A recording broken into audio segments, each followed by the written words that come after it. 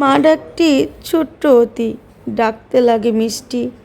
মাই আমার পৃথিবীতে সবার সেরা সৃষ্টি। দেখেছি মানুষ কত শত, মায়ের মতো নয়। মায়ের কাছে প্রতিটি ভালোবাসা তুচ্ছ মনে হয়। আসসালামু আলাইকুম, কেমন আছেন প্রিয় ভাই ও বোনেরা? আজকে আমার ভয়েস দেওয়াটা একটু অস্বাভাবিক মনে হবে, কারণ সারা দিন আমি কান্না করেছি। কেন কান্না করেছি জানেন? কারণ আজ এমন একটা সকাল ছিল আমার জন্য, যেটা কোনো সন্তানের জন্য যাতে না হয়। প্রতিদিনের মতো কালও আমি ঘুমিয়ে পড়েছিলাম। উঠতে সকাল 5টা বেজে গেছে। শাশুড়ি এসে বলল, কিরে তোরা ঘুমিয়ে রইছস? তোর মাকে দেখলাম বারান্দায় বসে রয়েছে, দেখতো কি করে, ঘুমাচ্ছে নাকি ওখানে বসে বসে কি করে? শাশুড়ি নিজেও জানে না আমার মা বারান্দায় কি করছে। দৌড় দিয়ে গেলাম, গিয়ে দেখি মায়ের রক্তে সম্পূর্ণ বারান্দাটা রঙিন হয়ে গেছে। আমার হাত পাও কাঁপা শুরু করে। চিৎকার দিয়ে স্বামীকে বললাম, তোমরা কে কোথায় আছো, জলদি আসো, আমার মায়ের অবস্থা ভালো না। মাকে জিজ্ঞেস করলাম, মা তুমি এখানে বসে আছো কেন? মা কোনো জবাব দেয় না। মায়ের জবাব না দেখে আমি আরও ভয় পেয়ে গেলাম।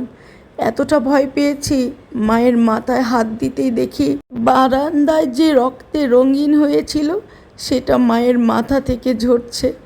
বিশ্বাস করেন, আমার স্পন্দন বন্ধ হয়ে গেছে, আমার বুকটা ছিঁড়ে গেছে। আমি ভেবেছি ওই মুহূর্তে একটা সন্তান তার মাকে হারালে কতটা কষ্ট পায়। আমার বুকটা ফেটে চুরমার হয়ে গেছে। এরকম দৃশ্য আমাকে সকালে ঘুম ভেঙেই দেখতে হলো। মায়ের কোনো সাড়া শব্দ ছিল না, কারণ মায়ের জ্ঞান চলে গেছে। মা কোনো কষ্ট অনুভব করছে না। মা চিল্লানি দিতে পারতো, কিন্তু চিল্লানি দিল না। মা চুপচাপ শুধু বারান্দার গ্রিল ধরে বসেছিল। আমি এক চিৎকার করে সবাইকে জড়ো করলাম। মাকে নিয়ে হসপিটালে যাব।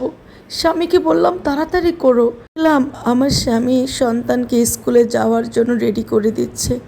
আমি খুব রাগ হলো।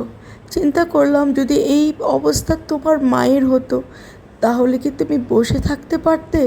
তুমি কি প্যান্ট পরে সময় নিয়ে মেয়েকে স্কুলে পাঠিয়ে তারপরে মাকে হাসপাতালে নিতে?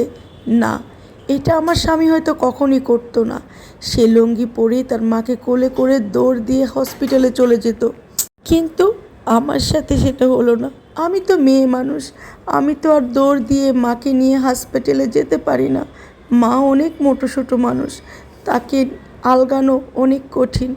তারপরে বড় বোনকে ফোন করলাম, স্বামীর সাথে অভিমান করলাম।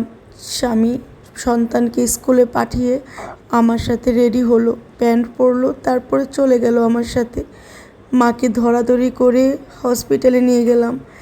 আমার সামনে মায়ের মাথায় 3টা শিলি দিল। মার ততক্ষণও কোনো জ্ঞান ছিল না। মা শুধু কান্না করে বলতেছিল, লা ইলাহা ইল্লাল্লাহু মুহাম্মাদুর রাসূলুল্লাহ, আস্তাগফিরুল্লাহ। মানে মায়ের মুখে এই শব্দগুলো ছাড়া আর কোনো শব্দই শুনতে পাচ্ছিলাম না।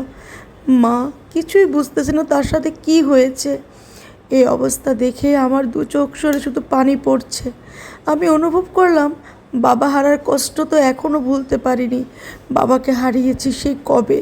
এখন যদি মাকে হারিয়ে ফেলি, আমি তো শূন্য হয়ে যাব। আমি তো নিঃস্ব হয়ে যাব। একটা সন্তান মা বাবাকে হারিয়ে কতটা কষ্ট বেদনায় থাকে, সেটা আজ হাড়ে হাড়ে টের পেলাম।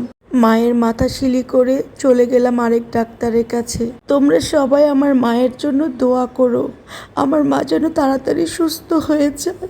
সবাই মায়ের জন্য দোয়া করো।